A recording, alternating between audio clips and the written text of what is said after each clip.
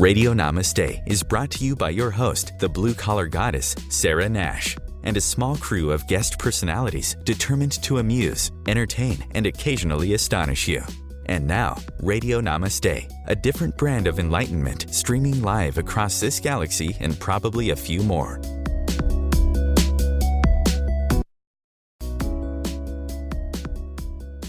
That introduction is like perfect for today's show. Namaste and greetings, listeners. It's your very own blue-collar goddess, Sarah Nash, as your host. And you are listening to Radio Namaste on the OMTimes radio network. Welcome to a very different brand of enlightenment. All right, the first one to hit me up on our Twitter, that's at Radio Namaste with an H, with the hashtag blue-collar-goddess, gets the opportunity to be in the drawing for a free 1-hour Skype session with me. I'm going to put all of those love notes in a hat. Zen Master Ted is going to snag one out, and Motorized Millie will announce the winner at the end of each month. And she joins me at the end of each month on the airwaves. If you're listening in live on the most advanced mobile player on the planet, don't forget, you don't have to download an app to get live streaming access to this conscious community called OMTimes Radio. I've listened to some of the excellent shows on my iPad and on a smartphone. What I want to know is how you're listening in. So once again, go to our Twitter right away at Radio Namaste with an H and just say, I'm listening on my phone, or I'm listening on my iPad or my computer, whatever. I'm sort of taking an informal survey. I know the archives are hot, but how are you accessing us and what are you listening to us on? We host a lot of great shows, but I'm biased. I'm pretty fond of Radio Namaste. And as we all grow with the OMTimes media sensation, we're learning what people want and why they want it and really what works best. As a result, we here at Studio Namaste have decided to present the Father Mulcahy Award, the Namaste Award, and the Ask the Blue Collar Goddess segments in each separate weekly sections. I mean, that's like one each week. So this way we can really focus on the moment and explain what they are for the new listeners and give regular listeners something really to truly anticipate with a schedule that works for everyone. Because I have a feeling that there's like a couple of office parties out there based on the email and what I'm getting. It seems like there's like little pools and groups of people, who like get together and decide what they're going to do. So, well, speaking of anticipation, when I met today's guest at the local MUFON chapter meetup, the MUFON is the Mutual UFO Network. It's an American-based, it's a nonprofit organization that investigates cases of UFO or alleged UFO sightings.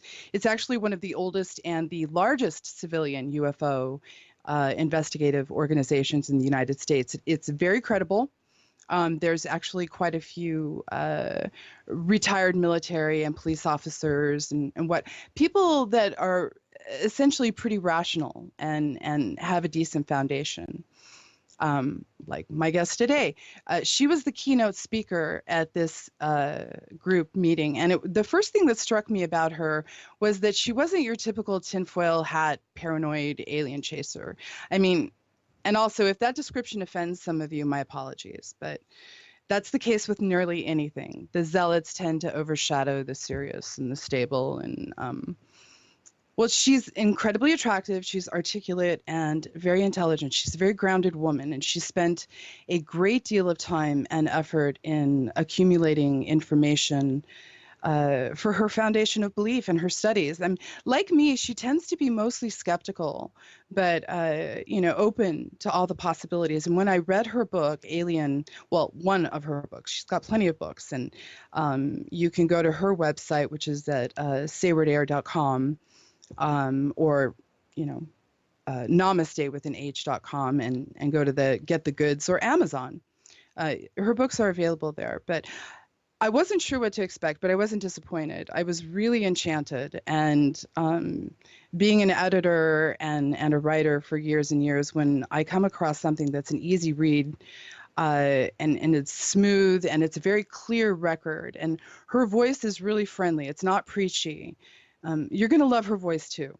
But before I bring her on, I want to go ahead and just read a real quick section from her foreword in her book. And again, I have to put my glasses on, Zen Master Ted. All right. Um, Here we go. And this is from her preface in her book, Aliens at My Fingertips. Just in case you don't honestly think there could be aliens on this planet, do you recall what Russian Prime Minister Dmitry Medvedev disclosed on December 7th, 2012, regarding alien contact at high governmental levels? When asked about knowledge of alien interactions with government, the Prime Minister stated, "The President of Russia is given a special top secret folder that in its entirety contains information about aliens who have visited our planet. Along with this, the President is given a report of the absolutely secret special service that exercises control over aliens on the territory of our country. I will not tell you how many of them are among us, because it may cause panic." He was not referring to people who have entered Russia without a passport. He was referring to non-humans not originally from this planet. Knowing there are at least thousands, if not millions, of others around the world who have witnessed similar strange sightings, I now invite you to decide for yourself whether the notion of aliens living on, interacting with, and coming and going from our planet is quote-unquote crazy. For those of you who are still alien non-believers, perhaps this book will raise a question mark, or once stood only a period. Had you been there with me during each of these events, I feel quite certain that you too would have been convinced that you had just encountered aliens. And that was from Sayward Ayre. And Sayward, hi. Hi, Sarah. Good to talk with you. Good to talk with you. I love you. I love me some Sayward. But this book, it again, it was forward, it was articulate, it just really kind of, I want to read them all now, because this one is actually, what is this one? This is the book 4 in the True Encounters series. Right. Yeah, book 1 is Tribute to Og, Memories of a Future Life Mate. And that was a lucid dream that happened in the spring, I think it was the spring of 1998. And it was only about probably a 15-minute dream, however long a normal lucid dream lasts. But in the time frame that I was in that consciousness, it was a 20-year time span of another woman's life in the future, way in the future. And I was with a hybrid who had been part human and part alien on that planet. That was number 1, just one lucid dream. And then book 2 is The Brilliant Beyond, Do Lucid Dreams Prove Eternal Life?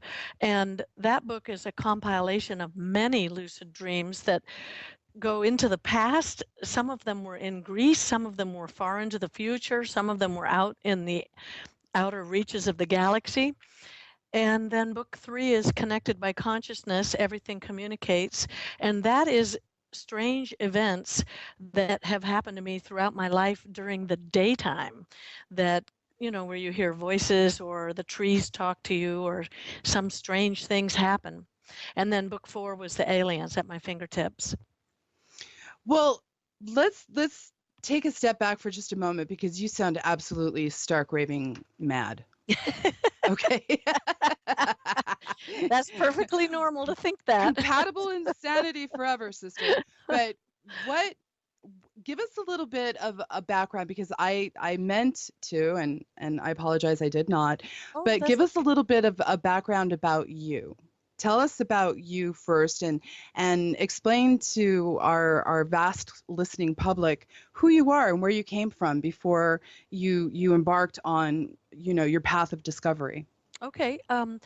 I was a firstborn daughter to a young pioneering family up in Alaska. My dad was a jack of all trades, basically. He was not a doctor, and yet he delivered all of us children. He did all kinds at home with a very trusting mother. And he did all kinds of different things. He was a bush pilot. He was a construction worker. He was a very brilliant man in many ways, and he was very capable at doing a lot of things. My mother was very good at raising kids and tending gardens and all that. And we left Alaska when I was 8 years old, moved to New Hampshire for a year, and then we moved back out to Northern California. I ended up studying archaeology and anthropology at the Humboldt State University, and then I worked for about 3.5 years in archaeological, both on land and underwater. I'm also a scuba diver, so some of the sites were underwater. So, and in that field, working in that field, I learned a lot of things that and plus there had been strange things that had happened in my life already. But when I started to see what was going on in archaeology, it was eye-opening. And between that and reading a lot of books that were enlightening at the time, such as Chariots of the Gods and Immanuel Velikovsky, those type of books, I was questioning more and more, what was happening. And so that's what led me on this whole, as it has many people. Many people have gone similar routes. Well, I think we have about a minute before we go into our first break, but I think it's really important that people understand that you're not what I would call you have a credible foundation based on, an education that a degree in archaeology and anthropology is not, you don't buy those on the internet. Right. You have to spend quite a bit of time. And then, of course, you have a master's degree in environmental studies. Right?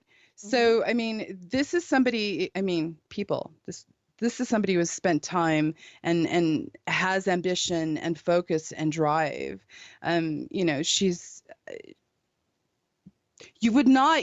The thing that I love about you, Sayward, is that if you were just to pass you or see you in a coffee shop or something, you would think, doctor, attorney. You have this way about you that is just.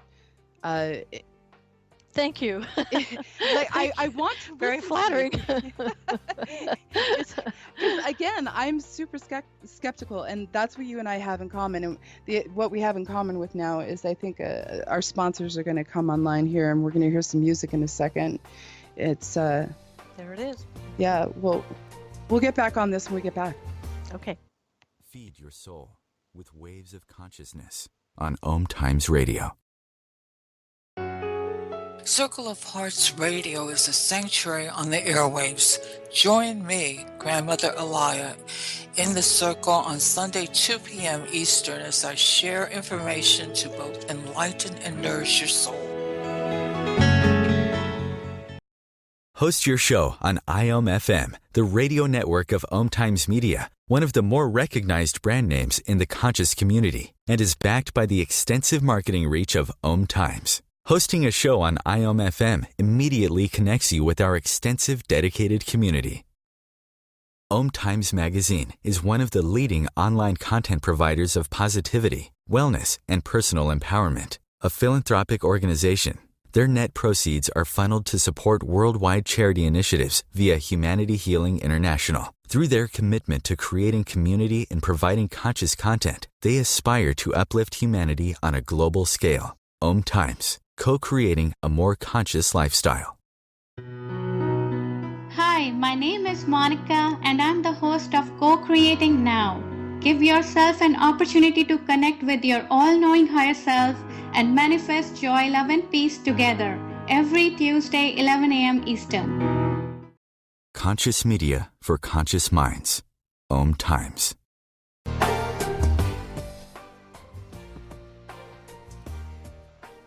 Sayward, we were talking about credibility, and more and more and more, I think it's really becoming a point of where people open up, because you and we had very similar upbringings and what have you.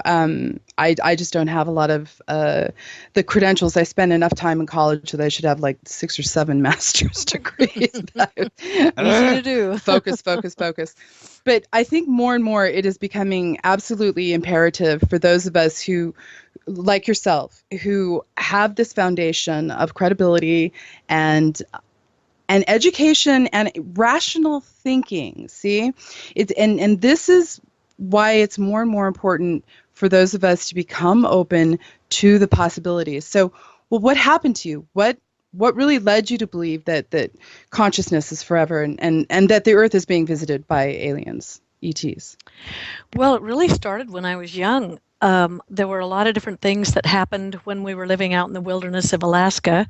And then as I grew up, more things kept happening. And it's happened all the way through my life. And I was, helped along that route, I think, of believing those things by my own father. He had read and studied a lot in that area. And so he didn't have any problem with looking at that type of information without bias. And a lot of the books and studies that he was reading were very scientific and from around the world, Europe, India, other places, and of course the United States and Canada. And so he was looking at a wide range of information, and I grew up with a lot of that information around me. And then as I started having lucid dreams and out-of-body experiences, many of these are recorded in the books that I mentioned earlier. Then I started to really have to ask myself, what is going on here? Is this just a figment of the imagination? Is this just my consciousness, doing something fanciful? And then I wake up and this 3D world that we're in is really the only reality, or is something else going on? And when I started finding that some of my lucid dreams were coming true, like within a few years, I really had to, I was doing a lot more research into time travel and other types of things. And I just came to accept that this world, the Earth used to be flat and the sun used to travel around the Earth, and that was all accepted. And now we recognize it used to be that there was no other life given. Earth was the only place that had life. And recently, the scientists have discovered that there's 45 billion planets in this galaxy alone that could easily support life. So after a while, you start to think, where will we be in another 100 years? It may be very common knowledge by that time that consciousness is really the only thing that is real. Consciousness and, in my mind, frequency that at different frequencies, everything solidifies. So that has created our world here on planet Earth. But if we were to leave here and be in different frequencies, it might be a totally different thing. Can you define frequency? Because, people understand what consciousness is. I mean, consciousness is I'm breathing in and out. Consciousness is I suddenly understand that I'm connected to this, this, and this. Consciousness, no two realities are the same. But I have a feeling a lot of people tend to wonder, just the people who are just stepping into this realm of consciousness, they hear the words frequency and vibration often, and we tend to take certain terminology for granted, and yet there's a vast majority of people that are, like I said, just stepping into this realm and becoming open to it, who need things like frequency and vibration defined, even though we know what that is. Tell me what that means for you. Boy, there's so many examples I could give. Everything, okay, the sun's rays. The reason the whole radio system works is because everything is vibrating at a different frequency. You can tune it up or tune it down. All of those are different frequencies of energy, of vibrational form going through the air. There's frequency in water. There's frequency in the earth itself. And frequency is what brought down the halls of Jericho. Sound frequency with those long tube, weren't they the long horns that were blown and brought down the halls? That was frequency. Frequency is what happens in a microwave. When you go to put your cup of coffee in to reheat it, those microwaves are vibrating at a specific frequency designed to activate the water molecule, which will then throw off a certain electron, I think, if I remember all this correctly, that in the process of throwing off, it vibrates the molecule, the water molecule, and thus heats it. the vibration. Everything has frequency. Royal Raymond Rife, people should take a look at Royal Raymond Rife. And not just him, Dinshaw was another one. Royal Raymond Rife was healing people with electrical frequency back in the early 1900s. Dinshaw was a man that came over from, I think it was Germany or Austria, I can't quite remember, and he came over and landed in Canada. He was healing people with sound frequency, and then there were others back in the early 1900s who were healing people with color frequency. Everything solid, if it had an appropriate frequency registered toward it, would change its own solid state. And actually, this is what it looks like when you see some of the archaeological ruins in some of the areas, like, say, for example, down in Peru, when you're up in the Andes and you're at I'm having a senior moment. What's the big I call one? it sometimers. It's not Alzheimer's, it's sometimers. The big incredible one that's up there in the mountains. Machu Picchu. Thank you. We got it at the same time. That's frequency. When you're thinking of somebody and somebody else is somewhere else and they suddenly pick up that you're thinking of them and they call you at the same time that you're trying to call them, that's frequency. Everything is frequency. You can boil everything down to the wavelength. This up and down motion that looks like a wavelength. It's the wave pattern. Okay, And, so yeah, vibration. vibration is frequency. Yeah. Vibration and frequency are essentially kind of the same thing, or they work together, or define a vibration then, because you say good vibes. That person gives me good vibes, or I vibe with that person. Right. Or that place has bad vibes, or that place has good vibes. What does that mean? I think it's very similar to frequency. I would call it very similar. The same, they're basically saying that they resonate with you. It's a resonance. Hold on just a second here. Ted, can you hear her okay? Is her voice, because it might be, maybe it's just my headphones. Oh. Because it feels like it's speaking of frequency and vibration. I'm like, I really want people to absolutely hear this. Speaking of barometric pressure, I don't know what's going on out here. You're actually out here in the Pacific Northwest right now. I know you're in Olympia right now or something. Right. Uh-huh. Yeah. Have your ears been like? I feel Yes. like I have like headphones on and cotton stuffed in my ears, and a lot of people say, "Oh, these are the new ascension symptoms because we're heading into an eclipse period." Oh. Have you heard that? No, I have not. I'd have to do more research on that before I would buy into it. Okay, see, people, classic example right there. Booyah. See, I didn't even mean to lead you into that, but I swear, it's like people are calling it's like the spiritual flu. I'm like, well, no, I think it's called barometric pressure. But again, in the future, and I love telling people this, is that we will be known as doctors of transdimensional communication, interdimensional communication, because in another 400 years or 100 years, God, I hope it doesn't take that long. But, I always say, try to explain a cell phone to somebody in the medieval days. Right. Are you a witch? Yeah. No, they wouldn't have understood it. And that's give me the 3-minute elevator speech about the alien encounters or the ET encounters you've experienced and wrote about in Aliens at My Fingertips. Okay. The first one happened in the spring of 1994 when I was living in West Seattle, and it happened at nighttime. So therefore, you do kind of wonder, was I asleep? Was it a dream? But I can swear to you upon a stack of whatever you believe in the most, I was not asleep. I woke up in a sheer terror with all my hair standing on end, knowing that something was at the foot of my bed. And instantly, because I couldn't move, I was paralyzed in bed. And this is actually, you hear this paralyzation thing quite frequently in stories when this happens to people, when somebody else is around, some foreigner is around. And so what happened was that my mind jumped out of its body. My vision jumped out of my body and was above me, looking down towards the end of my bed because I couldn't turn my head. And I saw 2 gray cone heads down there.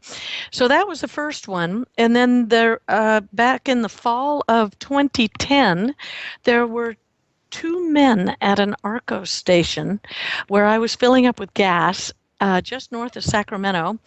And this was the strangest interaction between two people that I have ever experienced. And then right at the very end of it, I didn't interact with them directly. I was watching them interact with each other.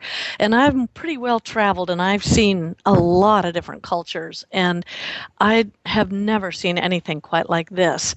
And at the end, they were chirping at each other in communication as they walked past my truck to their vehicle and drove away. So what do you mean chirping? Chirping like, okay, so more like a high pitched like whistling, or I didn't know how to describe it, and I wouldn't really know how to repeat it, but that's kind of how it sounded to me. It was, I can't really repeat it. I don't know quite how to do it with my own lips. Right. Yeah. Well, I'm just, you and I have ooh, discussed this, and we whistling. did bring this up in the meeting, but I think because some people out there may have also had this experience, and they're going to go, oh my gosh, me too. Right. And again, maybe it was just a frequency and a vibration with the way they were communicating. So again, this is very important because you have been all over the world. You have seen different cultures interact. And the bottom, Ted keeps throwing cactuses across the room. He's like, 1 minute, 1 minute. I'm like, stop it. I know, I'm talking. Oh my gosh. No, I don't know what I was going to say, cactus. But what I want to know is why you felt compelled to watch these people. What was it about them? It's that frequency, it's that vibration. Totally riveted my attention because their behavior was so strange, and they were dressed to the nines. I mean, I've never seen people dressed like that at an Arco station where you're filling up for gas, and the car they had, and the way they were interacting with each other. Their behavior was not from this planet too much, although it was a humanistic style of behavior, but one had the other's back, clearly. One was a very tall blonde. I think we're there. Yeah, we are. We'll bring this back at the end of this. Okay.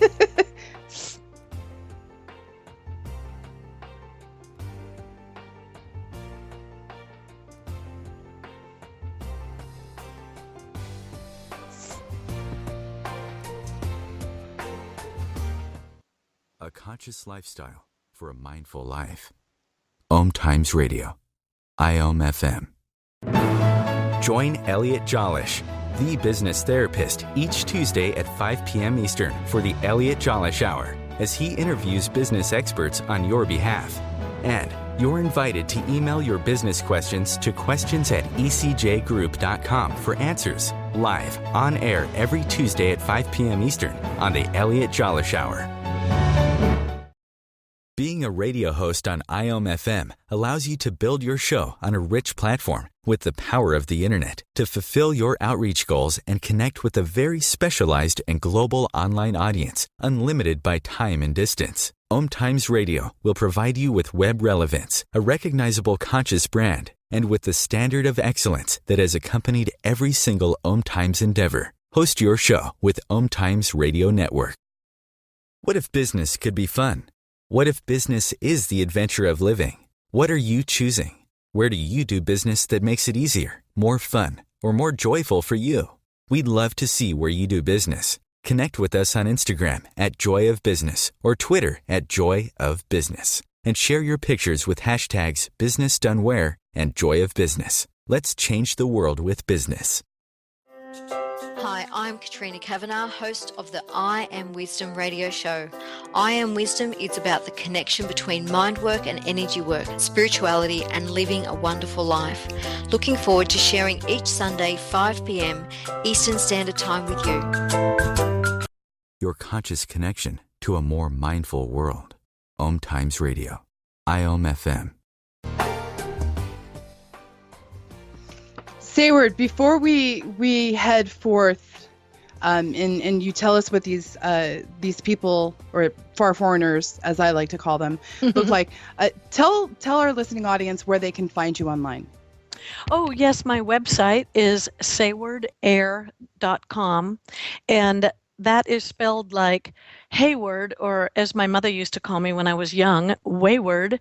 It's spelled with an S, Sayward, and my last name is like Jane Eyre, only it's with an A instead of an E. So it's Sayward Ayre, Ayre, at the end.com. And Perfect. then also at your website, people can click through and get them at your website, radionamaste.com. Is that correct? Actually, no, That's it's not Radio Namaste. Oh, it's just Namaste. Namaste. Yeah, it's just Namaste with an Namaste with an H. H.com under Right. Get the Goods. Right. And on Amazon. Facebook, on our Facebook page too, I put a link up there. Do you have a Facebook page? I do, but I don't have it for the books. I just have it for myself. Oh, you I know. I need to do Well, it. that's your personal Facebook. That's your wall. That's and you right. have pages. It's Marketing like it'll is be not really my- interesting when we get so and so from the fourth quadrant on the third moon. Yeah, I've got my Facebook page. It's like they'll Right. have to like Google Fonts will have to install the alien cuneiform. But anyways, you were talking about what these far foreigners look like. So go ahead. Well, the one was very tall, and he was the one that the short one was waiting for. There was this short one with dark hair, good-looking individual, middle-aged, or I shouldn't say middle-aged, like early 30s. Caucasian? Caucasian, it looked like, yeah. Could have been maybe European somewhere. But wearing an outfit that looked like the fellow in, another moment. Doctor Who? No. The Matrix. You know, the star in the Matrix. He wore that black outfit with the longer Oh, Neo. coattails and black pants. Yeah. Looked very stylish, extremely stunning. Oh, and so sexy. when the other guy came out, my gosh, he blew my socks off. I mean, he was wearing a powder blue, what looked like silk suit, shimmering, thin, fine fabric with white pinstripes. He had very short hair, almost like a crew cut, but I wouldn't call it a crew cut. And he's tall, really tall. How tall? And I'd say at like 7 feet. What? Yeah, I'd say 7 feet tall. Okay. And then the way that they interacted, you could, the whole thing. And then they went to their door, and then the short one went around to the driver door, which is where the other fellow was, the tall one.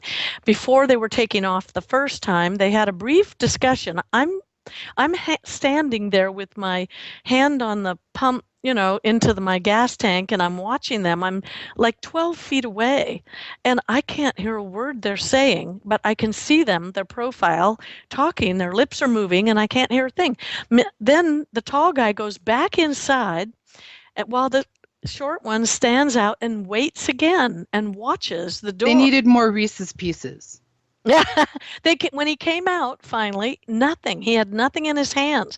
So I don't know what was going on. It was very strange.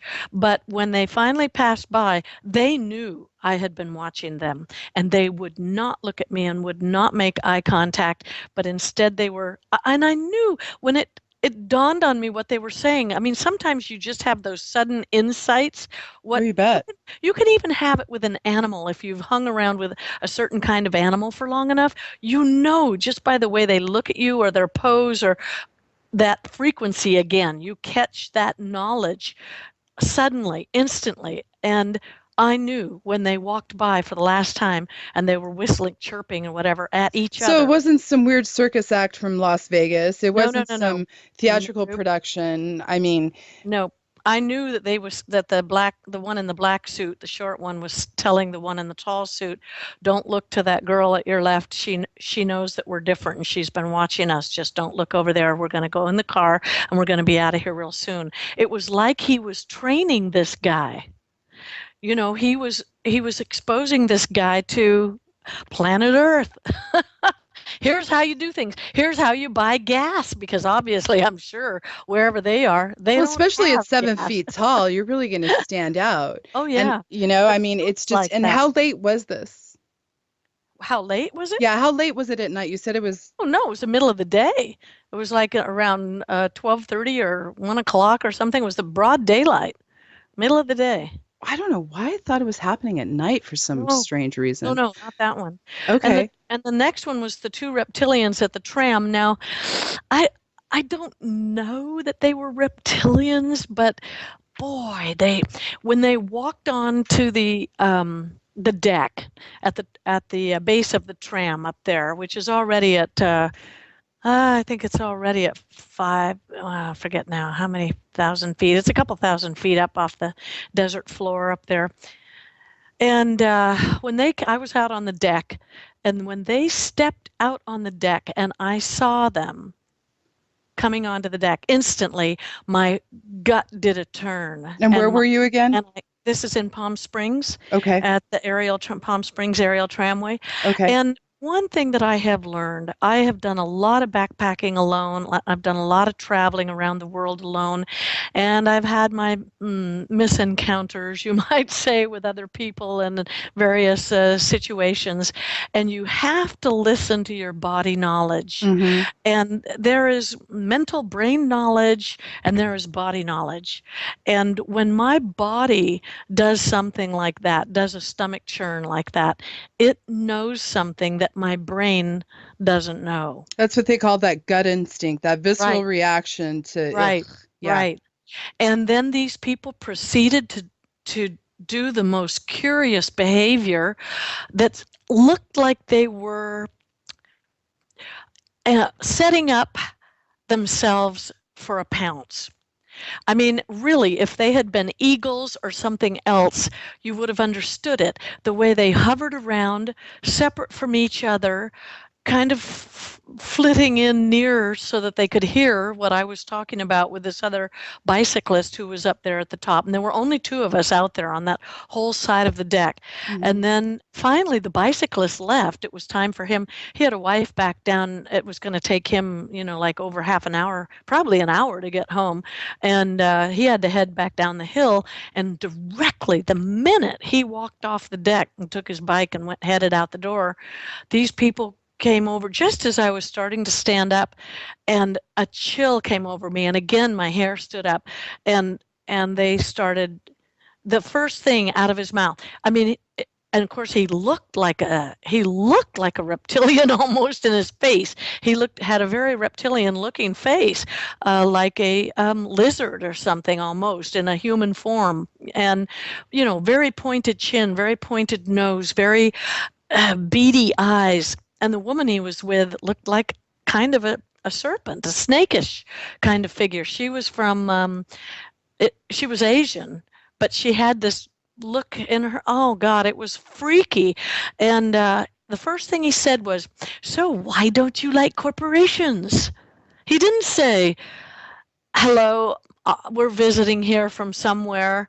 The first thing he said, and it sounded so slimy the way he said it, was, "So tell me why you don't like corporations."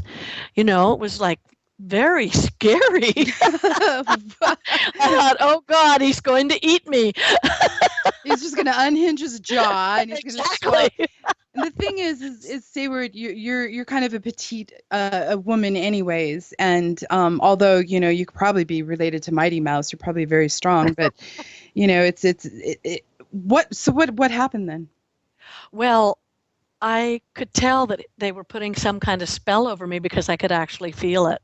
I could actually feel myself starting to get sucked into it. And I was the only person out there on the deck. And it was only a couple of minutes after they had sat down, and we had a few interactions back and forth, a few broken, short sentences back and forth, and it was going in a bad direction. And sort of like a hypnotherapy kind of thing. You said spell, which is going to, no pun intended, disenchant people. But so they were trying to lure you, basically. I don't know what it was about. Like, were they trying to suck my energy, or what was it about? I don't know where it was going, but it did not feel good. And I suddenly recognized that I should brush it all off. I suddenly was able to break the spell that they were doing on me, and I just went total good on. Instead of getting sucked into their negativity, they were very negative about things. And I decided I'm going to be joyful. And so I stood up and I said, it's a beautiful day out today and I don't want to talk about this stuff now. Goodbye. And I strode off the deck in a heck of a hurry. And I went down and got down on the road. I had walked up there. It's about a 3.5-mile walk up from the base of the valley floor up to that station where you can catch the tram to go all the way on up to the top of the mountain. It's a fabulous thing. I've been up there a few times. Yeah. Oh, great. So you know exactly where it is. It was that back deck out there. Yeah, they take those, they have the gondola. You can take a little gondola up there and right. It's a big gondola now. What has been the reaction to your stories? I mean, let's real briefly. A lot of people have come forward to me with their stories. People have emailed me with their stories. People have come up to me and told me. I have not gotten any bad reaction. Not at all. It's amazing. So I think people are gaining a lot of strength and they're starting to come out more. And again, one of the reasons why I'm so pleased that you agreed to come here on Radio Namaste today is because I think more and more and more of us need, those of us who aren't what I call sparkle snorting fairy, followers, whatever. I think it's important for those of us who are relatively rational to gather. There is strength in numbers, and as more and more people come forth and talk about it and make it a bit more mainstream. We're going to head into a break. I swear, an hour is just not long enough. I might have to start going for 2 hours, but people might fall asleep. But when we come back, I want you to tell us what your opinion is with regard to what's happening on Earth and, with these sightings, and especially with your work and your knowledge in archaeology. And I'm probably going to have to cut you a little bit short because I do have a few announcements to make, but we'll see what we can do. But I want you to tell us why we need to start paying attention to these events and taking them seriously. And then real briefly, with regard to disclosure in the United States, because it seems like we're a little behind. Absolutely. We're very behind. We're, because even in India, in one of the summits that they were having, they were talking about we needed to not focus so much on the wars here on Earth, but what's happening out there. Yep. So we're heading into our break and we'll be right back.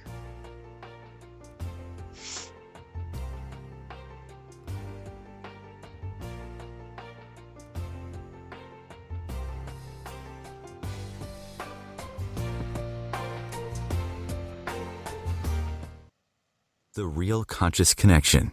OMTimes Radio. IOM FM.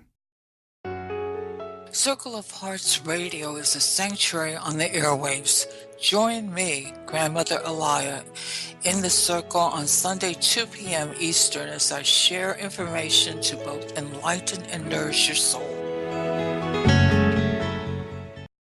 Host your show on IOM FM, the radio network of OMTimes Media, one of the more recognized brand names in the conscious community, and is backed by the extensive marketing reach of OMTimes. Hosting a show on IOM FM immediately connects you with our extensive dedicated community.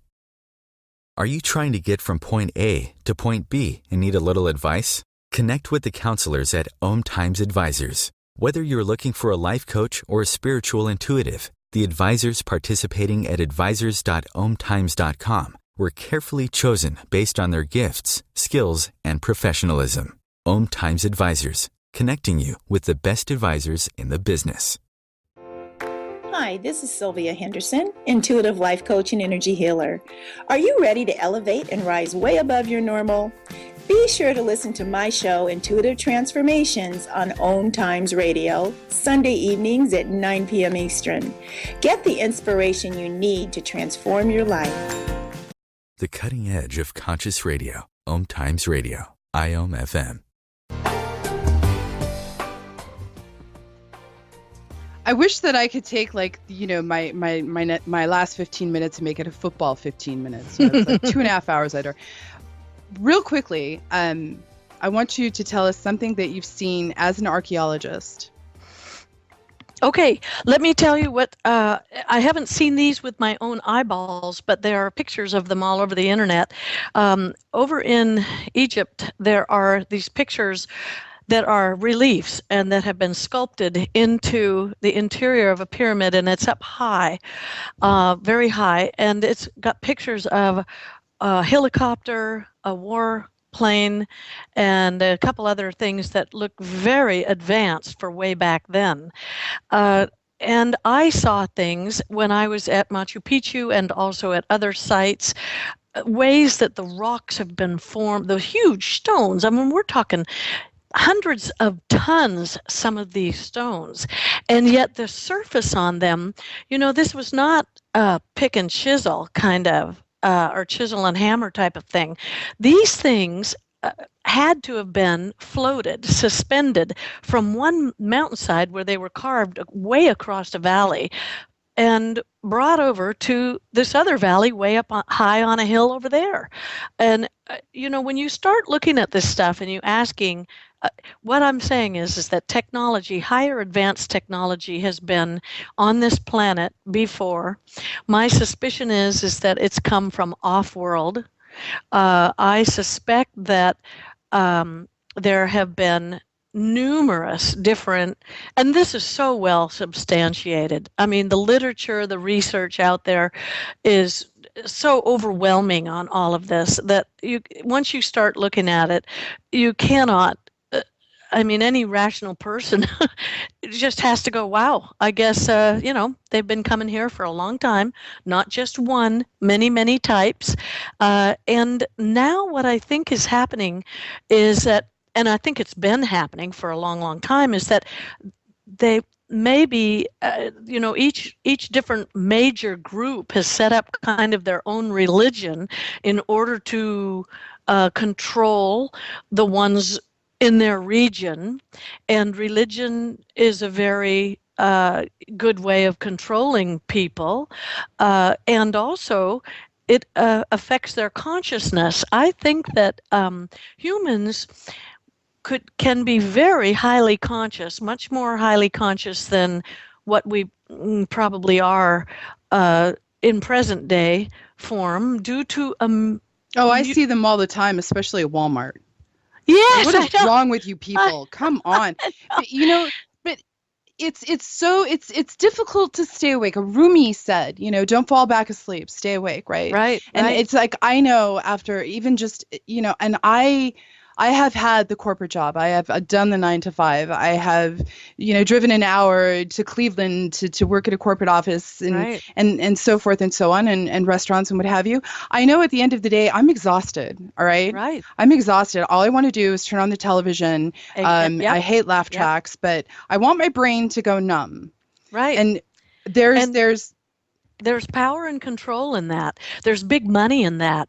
And so to answer the question on disclosure, I don't think this country is going to do any kind of disclosure for as long as it can possibly get away from it, because when it discloses, free energy won't be far behind. And energy right now is big bucks.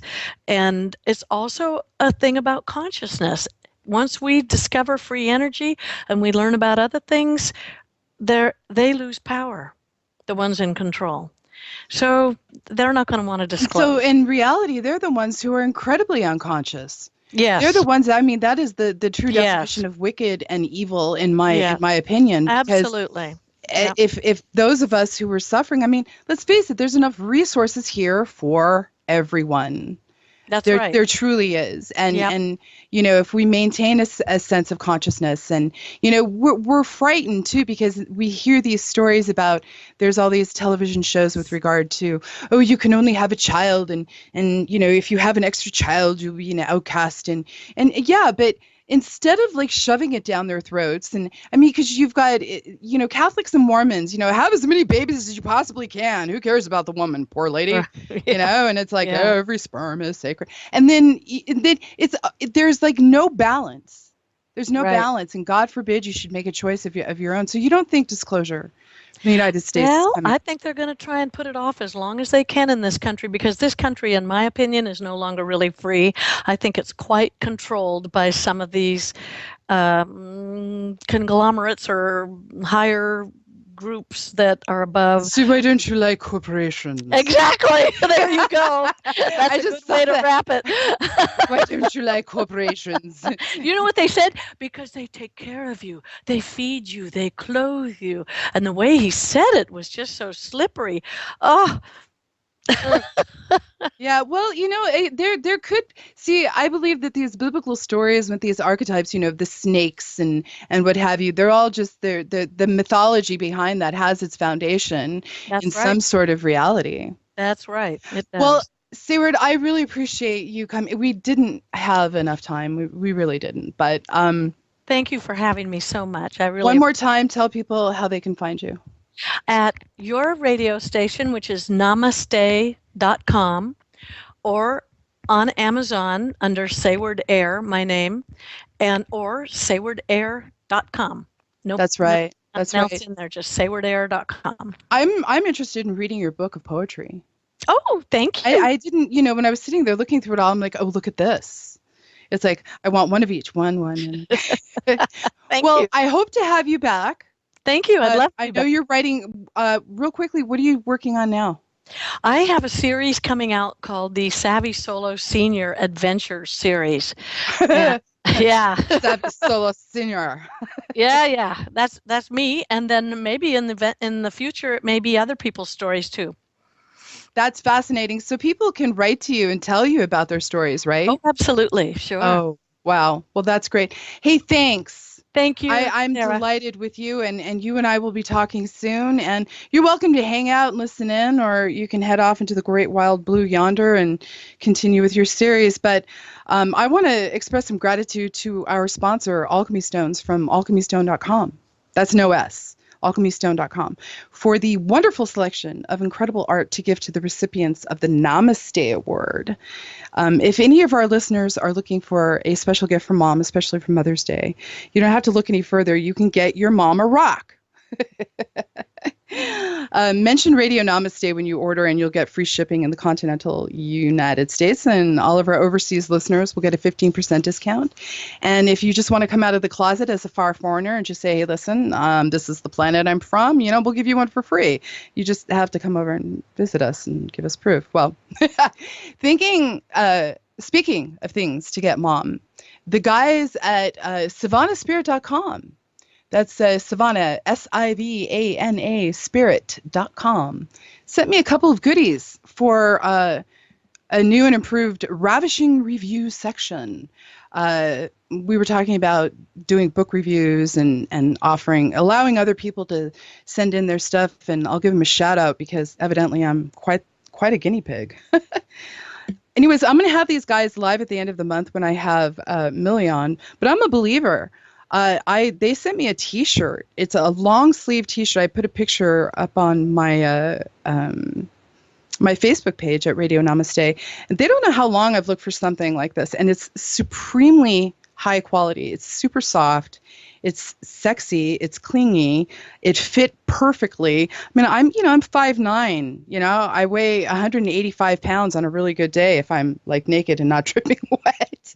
But it looks really good, and I'm super excited. And I have to tell you, I was really kind of skeptical, when they gave me the opportunity to review this. I'm like, whatever. Wow. Like, I want one of every color. Again, it's like I gotta try this all out to know. And wow, it's good stuff. Well, Eagle Spirit is going to be our featured guest on next week's show. I love her I've had the opportunity to actually take a class from her at the Women of Wisdom conference when I met her a couple of years ago. She says here, she's tired of feeling mauled at the mall, interested in enjoying ecstasy of being an empath, want to feel connected without feeling overwhelmed, ready to honor and use your empathic gifts? Yes. It's like, yes, this is me. Listen in and learn about her spirit and her journey and why she's Eagle Spirit. Her ability to create and hold a sacred space during some healing sessions allows you and me to reconnect to everything that makes you key and whole and healthy without having to take on the energy of other people. That's what an empath does. One of the ways I describe being an empath to other people is like, if you walk into a public bathroom, it's like, ew. That's what feelings and emotions are like when you walk into a large room where there are a lot of people. It's like kind of walking into a public bathroom, because it gets a little, it's disconcerting, it's annoying, it's sometimes offensive. And when I had the opportunity to take this class at the Women of Wisdom conference with the Eagle Spirit, I actually brought my daughter with me. And as an empath, by the way, I don't think Sayward knows how much of an empath she is. And I think that also gives her an extraordinary level of connectedness to other human beings as well, which gives her an edge, and why I absolutely, unequivocally believe everything that she said, even though I haven't had what I would call close encounters like that. I really believe that what she experienced is valid and true, and I am thrilled to death to get to know Sayward. Also, she shares the same birthday as me. Zen Master Ted, did you know that? She's June 10th. She was like, I was like, yeah, my birthday's in June. Da, da, da. She's like, oh, yeah, my birthday's in June too. It's on the 10th. I'm like, welcome to the June 10th club. One of the other most remarkable women I've met in my life, Nancy Fountain, our nanny. She's a June 10th baby. And I think we women, we're all, for one thing, we're all blonde and silly. And yet we have this foundation that's incredible. Speaking of incredible foundations, I'm going to send Master Ted's like, Eagle Spirit, Eagle Spirit. She's a contemporary shaman. So listen in next week. It's going to be awesome.